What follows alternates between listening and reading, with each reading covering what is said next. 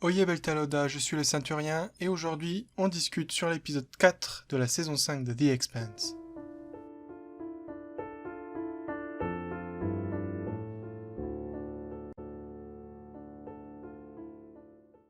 Donc cet épisode 4 c'est un épisode décisif qui va marquer cette saison 5 et la série tout entière avec un événement cataclysmique majeur qui risque d'avoir des conséquences pendant longtemps. L'épisode est très réussi, avec des défauts quand même, mais c'est mon préféré de cette saison jusqu'à présent et un des meilleurs de la série. Bon pour le côté positif, enfin on a de la tension, elle est palpable tout au long de l'épisode, elle se mêle à de la surprise à plusieurs reprises, comme lorsqu'on apprend l'explosion d'une bombe dans le Parlement martien, mais c'est par la suite que la situation dégénère vraiment, on voit enfin les personnages choqués, désemparés par la situation. Sur Luna, Avasarala fait tout pour mettre en place la détection et la destruction des autres astéroïdes sur le point d'entrer en collision. Elle arrive à se faire écouter par Nancy Gao, mais malheureusement, la secrétaire et ses équipes sont au mauvais endroit au mauvais moment. C'est le chaos à tous les niveaux, ça se ressent à travers les personnages et ça c'est très réussi. Sur Taiko, on a le droit à une superbe séquence remplie de tension elle aussi avec cette attaque de la part de Ceinturien affilié à Inaros. Holden capte avant tout le monde qu'il y a quelque chose d'anormal, mais c'est presque trop tard puisque l'attaque est déjà lancée. Fred Johnson est assassiné, ce qui est totalement inattendu, d'autant plus que c'est Sakai, la traître, qui était derrière tout ça. Holden est impuissant face à cette attaque éclair et les hommes de Taiko sont occupés à régler l'incident, même le sabotage technique qui risque de faire exploser la station. En plus, l'apparition du robot presque invincible pour subtiliser la protomolécule, c'est ce que j'appellerais la cerise sur le gâteau, car c'est la première fois qu'on voit une technologie robotique sous cette forme. Bon, on sait pas trop comment ils savent où la protomolécule était cachée, mais ça sera peut-être évoqué a posteriori. Vous l'avez compris, j'ai été conquis par l'histoire et les événements qui se déroulent dans cet épisode, car on sent la menace et l'ampleur du danger. On a peur pour nos personnages et à raison. La musique a vraiment plus de présence et ça fait du bien car ça s'ajoute à l'ambiance menaçante et troublante. Pour le négatif, je dirais que les retrouvailles entre Emos et Clarissa n'ont pour moi pas eu assez de préparation dans la série. Dans les livres, on sait qu'ils passent une partie du voyage de retour des anneaux ensemble, mais dans la série, on voit juste une petite scène au début de la saison 4 et ça suffit pas à comprendre leur relation. Du coup, ça sort un petit peu de nulle part, et je comprends parce que ça fait un petit bout de temps qu'on l'a pas vu, et du coup, oui, il y a un petit manque de préparation par rapport à ça. Néanmoins, ces scènes restent intéressantes, notamment pour les dialogues et l'analogie entre le vécu d'Emos et le comportement de Clarissa lors de la saison 3. Un autre défaut que j'ai senti à plusieurs reprises lors du visionnage de l'épisode, c'est le découpage et même la transition entre différents lieux, qui n'ont pour moi pas été très réussis. Ça se passe plusieurs fois. La première fois, c'est quand Bobby et Alex découvrent ce qui vient de se passer et justement qu'un attentat est évoqué sur Mars. Ils réagissent à peine et on passe sur Terre avec Emos qui arrive dans le centre pénitentiaire. Un deuxième exemple, c'est justement quand on est au summum de la tension avec le vaisseau et l'escorte de la secrétaire générale qui sont balayés par le souffle de l'impact et on passe sur Taiko et du coup ça casse le rythme. On oublie ce qui se passe sur Terre et on repart sur une nouvelle séquence.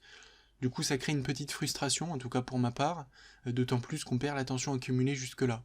Je sais pas trop comment ils auraient pu faire, mais je suis convaincu qu'il y avait une meilleure façon de faire une transition entre ces deux événements importants.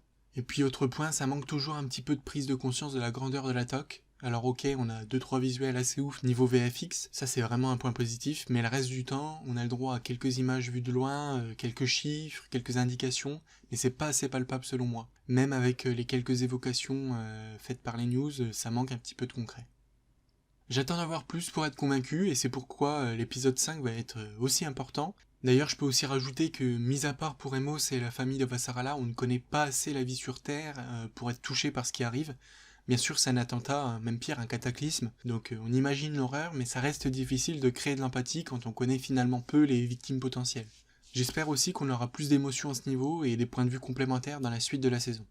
J'ai également de petites déceptions par rapport à la mort de Fred Johnson qui est un peu expédiée selon moi. Il se fait tirer dessus, il meurt de ses blessures, on a le droit à une petite scène de revoir mais vraiment vite fait. C'est dommage pour un personnage aussi important que l'on ne reverra plus jamais. J'espère qu'on reparlera de lui dans la saison parce que c'était un des piliers de l'environnement géopolitique de la série et pour moi on lui a pas assez rendu hommage. À voir aussi si ça revient dans les prochains épisodes. Allez, je voulais quand même terminer sur du positif en évoquant le discours final d'Inaros, qui, même si d'apparence il peut sembler être un méchant assez cliché, finalement, son discours qu'on avait déjà en partie entendu dans la saison 4 est vraiment intéressant car il y a des motivations qui peuvent être entendues et comprises, même si ses actions sont radicales, racistes et meurtrières. Je trouve ça intéressant qu'il y ait quand même de la nuance dans ce qu'il dit, et ça montre bien qu'il arrive parfois que l'oppressé devienne l'oppresseur en fait. Bon, pour terminer, cet épisode n'est pas exempt de défauts, on l'a vu, j'en ai cité quelques-uns, mais il y en a d'autres. Par contre, j'ai été emporté par la tension, crispé par la peur de nos personnages, entraîné par la musique et même surpris par la tournure des événements.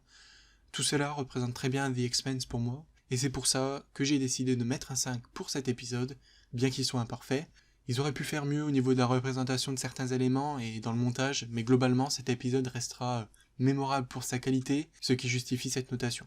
Voilà, juste avant d'arrêter cette vidéo, je voudrais m'excuser pour le délai de publication, tout simplement parce que en fait je n'ai pas le temps, je ne suis pas assez rapide pour tourner, pour monter les vidéos dans les temps, hein, ça se voit bien là, je publie seulement l'avis sur l'épisode 4 alors que au moment où je vous parle, il y a quand même 9 épisodes qui sont sortis.